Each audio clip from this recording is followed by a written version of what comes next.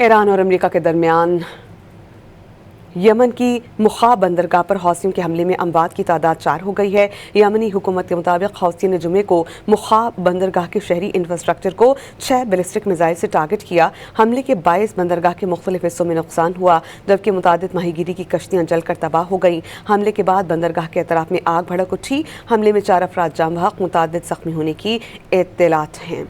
Iran और America के दरमियान यमन की मुखा बंदरगाह पर हौसियों के हमले में अमवात की तादाद 4 हो गई है। यमनी हुकूमत के मुताबिक हौसियों ने जुमे को मुखा बंदरगाह के शहरी इंफ्रास्ट्रक्चर को 6 बैलिस्टिक मिसाइल से टारगेट किया। हमले के बायस बंदरगाह के मुख्तलिफ हिस्सों में नुकसान हुआ, जबकि मुतादिद माहीगीरी की कश्तियां जलकर तबाह हो गईं। हमले के बाद बंदरगाह के अतराफ में आग भड़क उठी। हमले में 4 अफराद जाम बहक, मुतादिद जख्मी होने की इत्तलात हैं।